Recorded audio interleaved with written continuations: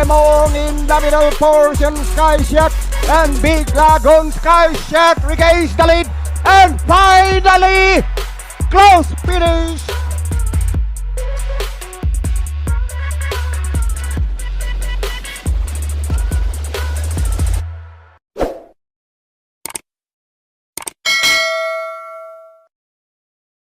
Magandang araw bayang karerista, welcome back sa ating channel dito sa Karera sa Pinas. Muli tayong magbibigay ng ating mga kursunada, tips at analysis para naman sa gaganaping karera ngayong araw naman ng linggo, March 22, 2026 dito pa din sa karerahan ng Metro Manila Turf Club sa Malvar, Batangas. Magsisimula ang mga karera ng alas 2 ng hapon, meron tayong 10 naggagandahang karera. Meron tayong 6 na karera na lalargahan sa distansyang 1400 meters. Tapos meron tayong tig-2 karera na lalargahan naman sa 1600 meters at 1800 meters. Meron tayong 2 set ng winner take all, 2 set ng pick 6, 2 set ng pick 5, at 1 set ng pick 4. At syempre, nandiyan yung mga paborito nating exotics. Ngayong linggo, mahirap na naman ang lineup. Tingin ko parehas lang to sa naganap na karera ngayong Sabado. May mga bubulaga ulit dyan, gaya nila Petit Fusey, May Jopa at Crown Prince na nanalo ngayong araw ng Sabado. Madami ulit entries at may mga trophy races tayo na lalargahan. Tatakbo yung mga dekalibreng kabayo ngayong linggo. At may mga premyo yung karera kaya sigurado laban tong mga to. Kaya wag niyong iwanan yung mga kursunada nyong dihado. Kasi pag nakuha niyo yung mga kursunada nyong dihado, yan na magbibigay ng magandang dividendo. Sana makatulong tong mga giya natin. Wag na natin patagalin pa. Simulan na natin bayang karerista. Race number 1, start ng ating first set ng winner take all, races 1 to 7. Isang Pilracom rating based handicapping system class 5, 17 to 41 split. Meron tayong 12 kalahok. Dito first choice ko, numero 11 si Streisand, gagabay ni GL Shego Jr. Last March 4, dito sa Metro Turf, nag-barrier yan, nagtala ng 1 minute 16.8 sa 1200 meters. May best time yan na 1 minute 27 sa 1400 meters. Ito, tingin ko bumaba sa laban, matataas na grupo nilalabanan nito. Siya din may best time dito, malayo yung best time niya kumpara sa mga kalaban niya. Baka siya mauna dito. Kung di mapapahirapan, tingin ko mahirap talunin to. Kaya yan ang first choice ko. Ang panigundo ko naman dito yung numero 8 si Street Queen, gagabay naman ni John Alvin Guse. Last March 14, sa PJC nagtalayan ng 1 minute 29.2 sa 1400 meters kung saan pumang-apat siya sa karera nila Equitem at Makarit. May best time naman yan dito sa Metro Turf na 1 minute 28.8. Ito ang lakas ng dating nung nakaraan, malayo lang yung pinanggalingan Tingin ko nilalaban na to lately, baka ngayon ilabas na nila to, cambio hinete pa, Alvin Guse ngayon sasakay. Baka may mag-ubusan sa unahan, tingin ko ito ang pwedeng makaremate, dehado pa to dito, kaya yan ang second choice ko. Good luck bayang karerista. Race number 2, start ng ating first set ng pick 6, races 2 to 7. Isa to sa mga highlight races natin ngayong araw, 2026, Pilracom Classic Cup 1, 1800 meters ang distansya, meron tayong 5 kalahok. Dito first choice ko, numero 1 si Bea Bell, gagabay ni JB Hernandez. Last February 1 sa PJC, nagtalaya ng 1 minute 40.2 sa 1650 meters, kung saan tinalo na si Parade King. Ito yung presibo yung panalo nung first leg, nabawian niya si Don Julio sa pagkakatalo niya ng Presidential Gold Cup. Tingin ko malaki ang tsansang makaulit, magaan ang timbang, numero 1 pa ang post position. Baka siya na ulit ang magdala ng unahan dito, tingin ko malaking factor yung 54 lang yung dala niya, tapos yung ibang contenders ay 57 ang dala, kaya siya ang first choice ko. Ang panigundo ko naman dito yung numero 4 si Jungkook, gagabayan ni Mark Alvarez. Last March 6, nag-barrier yan dito sa Metro Turf, nagtalayan ng 1 minute 43.8. Pero last run niya sa PJC, dun din, kesa karera nila Bea Bell, tumersera yan, nagtala siya ng 1 minute 42.4. Ito naman ang natersera dun sa first leg, ngayon binalik na kay Mark Alvarez, siya nagpapanalo na ito, noon pa.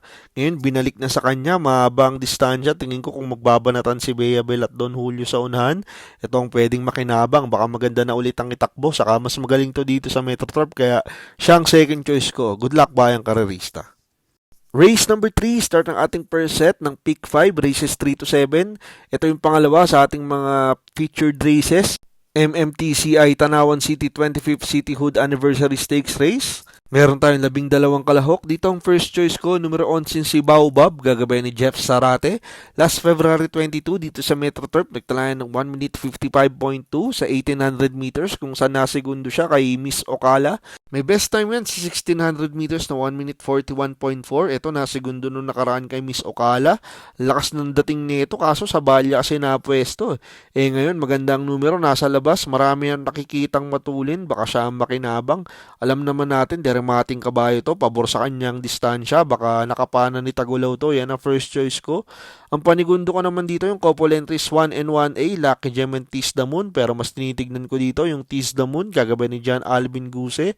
Last February 22, dito sa Metro Turf, doon din kila Miss Ocala, tumira sa area, nagtala ng 1 minute 55.8 sa 1800 meters, pero siya may best time sa 1600 meters, nagtala siya ng 1 minute 38. Yan ang best time niya. Ito naman tingin ko napaaga yung kuha ni Alvin dun sa karera nila Miss Ocala. Kaya nabigla din siya ni Miss Ocala pagdating ng rekta. Baka ngayon makapag-adjust na sila. Saka wala na din si Miss Ocala dito. Kaya tingin ko sila ni Baobab ang titignan natin dito. Baka masakto na yung remate ngayon. Kaya yan naman ang second choice ko. Good luck bayang karerista. Race number 4, start ng ating second set ng winner take all, races 4 to 10. Ito yung pangatlo sa ating mga highlight races. Ito yung 2026 Pildaracom Classic Cup 2. Paglalabanan sa distansyang 1800 meters, meron tayong siyam na kalahok. Dito, first choice ko, numero 6 na si Circus Crowd, gagabayan ni JL Lazaro.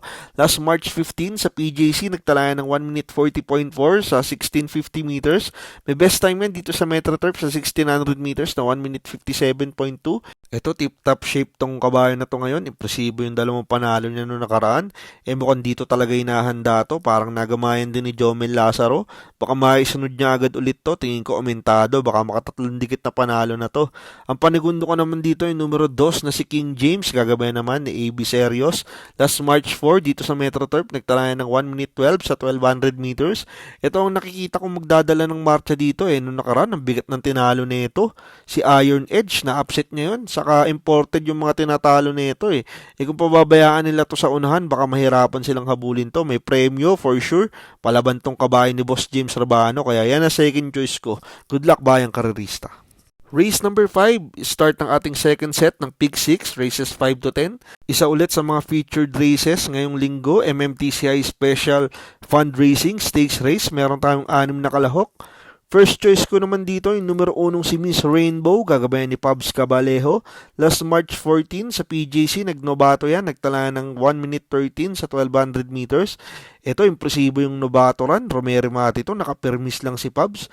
Kung ganun itatakbo niya dito, mukhang mainam to, mukhang mapapabor din sa kanya na matutulin yung kalaban. Baka makapanood ng boxing to. Siyang makikinabang. Ang second choice ko naman dito, yung numero 5 si Between, gagawin ni Onyok Garcia, last March 11 sa PJC.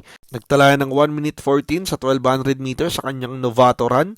Ito, impresibo din yung novato run sa kabila. Nanalo din, nakapigil lang. Parang siya magdadala ng unahan dito. Ang problema ko lang, may tulin din yung 4 at 6. Baka mapahirapan siya sa unahan yung Miss Rainbow ang makinabang, kaya kinuha ko lang siyang panigundo. Good luck bayang karerista. Race number 6, start ng ating second set ng Pick 5, races 6 to 10. Isang Pildaracom rating-based handicapping system class 5, 70 to 41 split. Meron tayong siyam na kalahok. Eto, magulong karera na naman. Ang first choice ko dito, numero 4 si Essential Lady, kagabayan ni CS Pare Jr. Last March 14 sa PJC, nagtala ng 1 minute 29 sa 1400 meters kung saan nasigundo siya kay Best Shot. May best time yan na 1 minute 32 dito sa Metro Turf sa 1400 meters. Ito, nasigundo nung nakaraan kay Best Shot. Maganda yung tinakbo pagkagaling sa bakasyon. Dito baka isunod lang siya ulit ni Claro. Tingin ko kung kayang-kaya niyang sundan yung mga babandera dito, kaya siyang napupusuan kong pamprimero. Ang panigundo ko naman dito yung galing sa panalong numero 5 si Potential, gagabayan ni Apoy Asuncion. Last March 8 dito sa Metro Turf, nagtalayan ng 1 minute 33.4 kung saan tinalo niya si Himanshi. May best time yan na 1 minute 30.6 dito sa 1400 meters. Ito, nakatikim na ulit ng panalo nung nakaraan. Gamay talaga ni Apoy ito Dito tingin ko pwedeng makaulit. Tingin ko mahina ang pacing ng karerang to. Kayang-kaya ulit makaremate. Pero magulong karera to. Pagandahan lang ng gising tong karerang to. Magdagdag kayo dito bayang karerista. Good luck. Race number 7, start ang ating Pick 4, races 7 to 10, isang Pildaracom rating-based handicapping system class 4, 42 to 56 split, meron tayong 14 na kalahok. Dito, first choice ko, numero G's na si Glorify, gagabayan ni Pabs Cabalejo. Last March 14 sa PJC, nagtalayan ng 1 minute 24 sa 1400 meters. Ito, may best time sa Metro Turf na 1 minute 26. Ito, grabe yung inumento na itong kabayo na to. Impresibo yung dalawang panalo niya. Nag-umento pa nung nakaraan. Parang lumabas na yung buti na itong kabayo na to. Dito baka isunod lang siya ni Pabs. Maraming matulin eh. Kung ganun pa din ang kondisyon nito, baka makaulit-ulit to. Ang panigundo ko naman dito yung numero 3 na si Kai, kagabi ni Jeff Sarate. Last February 14 sa PJC, nagtalayan ng 1 minute 25.6 sa 1400 meters. Ito, impresibo din yung panalo ng maiden assignment niya. Milya-milya na nalo to eh. Ngayon, cambio hinede, binigay kay Tagwalaw. Tingin ko, omentado sa sakay. Dito, baka iremate siya dito dahil marami nga ako nakikitang matulin. Wag lang mabigla sa mga kalaban niya ngayon. Tingin ko, malaki ang panalo din ito. Pero mahirap na karera din to. Magdagdag din kayo dito, bayang karerista. Good luck! Race number 8, last daily double plus 1, isang Pilracom rating based handicapping system class 3, 57 to 70. Paglalabanan sa distansyang 1600 meters, meron tayong 11 kalahok. First choice ko, numero 2 na si Resonant, kagabi ni JT Pabilik. Last March 1 sa PGC, nagtalayan ng 1 minute 41 sa 1650 meters, kung saan natersera siya kila Lucency at Hole in 1. May best time yan dito sa Metro Turf sa 1600 meters sa 1 minute 39. Ito, bibigat ng kinalaban nito eh. Nakaraan, natersera kila Lucency naman. Ngayon, parang wala yung mga mortal niyang kalaban na sila reverse merger. Parang angat siya dito ngayon. Maaba pang distansya, parang akmang-akma sa kanya. Napanalo na din naman ni AJ to. Tingin ko, hindi maninibago. Parang siya ang horse to beat dito. Ang panigundo ko naman dito yung numero 8 si Iridescent, kagabayan ni MP Laloma. Last February 22, dito rin sa Metro Turf, nagtalayan ng 1 minute 29 sa 1400 meters. Pero may best time yan sa 1600 meters na 1 minute 36.4. Ito, kontrobersyal yung pagkakatalo nito nung nakaraan. Ngayon, baka ilaban na ulit. Baka ilabas na ulit yung galing nito. Siya may best time dito at ang layo nung preba niya kumpara sa iba. Pero Jeff Sarate yung may dala sa kanya nun eh. Pero malay natin, di ba, ilaban to ngayon. Kung may upset kay Resonant, tingin ko itong dati niyang kakwadra na si Iridescent. Kaya ito ang second choice ko. Good luck, bayang karerista. Race number 9, penultimate race, last daily double for the day. Isang Pilracom rating based handicapping system class 4, 42 to 56 split. Meron tayong 7 kalahok. Dito, first choice ko, couple entries 4 and 4A, Catalytic and Mahusayay. Mas tinitignan ko yung 4A na si Mahusayay, gagabayan ni John Alvin Guse.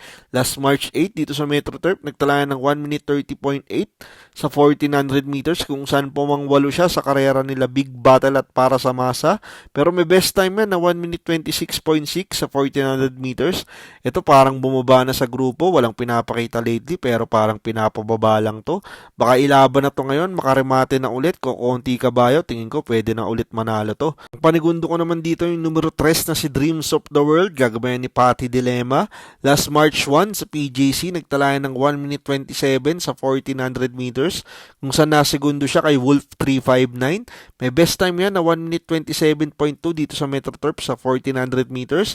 Ito naman na nakikita kong pwedeng magdala ng unahan dito. Noong nakaraan, ang bigat ng sinabayan nito sa unahan. Si Wolf 359, sadyang malakas lang yung laban niya doon.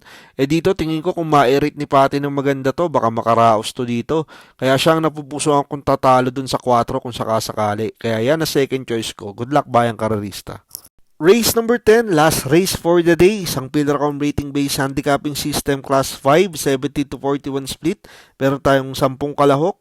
Dito, first choice ko, numero 5 si Donya Chichay, kagabayan ni Lester F. Desus. Last March 7, dito sa Metro Turf, nagtalayan ng 1 minute 33 sa 1400 meters, kung saan pumangwalo siya kila Mitik Leila at Anyo 96. May best time yan na 1 minute 26.8 sa 1400 meters. Ito, kung nasa wisyo to, tingin ko horse to beat to dito, mababa na siya sa laban na to. Problema lang kasi dito, minsan wala sa sarili. Pero kung nakaunto, malamang siya nang magdala ng unahan dito, gamay naman din ni Lester to. And lately, napakaraming pinapanalo ni Lester Desus. Iba yung buenas kaya yan ang first choice ko. Ang panigundo ko naman dito yung numero G's na si Feisty, gagabayan ni Dan Camanyero. Last March 7, dito rin sa Metro Turf, nagtalayan ng 1 minute 32.6 sa 1400 meters, kung saan pumang-anim siya, dun din sa karera nila Mitik Leila at Anyo 96. May best time yan na 1 minute 27.6 sa 1400 meters. Ito naman, kung sakaling wala sa wish yung 5, tingin ko ito ang pwedeng mauna, magandang numero, nasa labas. May 1.27 sa katawan to kung may tatalo tingin ko itong kabayo ni Boss Niel Velasco. Kaya yan ang second choice ko. Pero last race, paratingan to, mas maganda kung mas marami kayo dito. Yan ang lagi nating sinasabi. Para pag may nakuha kayong dihado, kahit papaano, kampante na kayo, maghihintay dito sa last race ng parating nyo. Good luck, bayang karerista! Yan ang ating mga tips at analysis para sa gaganaping karera ngayong araw ng linggo, March 22, 2026. Dito ba din sa karera ng Metro Manila Turf Club sa Malvar, Batangas. Last racing day for the week. Lagi nating paalala, ito'y sariling aral at kursunada lamang. Pagdating sa tayaan, kayo pa din ang masusunod. Maraming salamat sa inyong patuloy na pagsuporta dito sa Karera sa Pinas. Makatulong sana ang ating mga giya at kursunada. Magsitama sana tayong lahat. Happy racing at good luck, bayang karerista!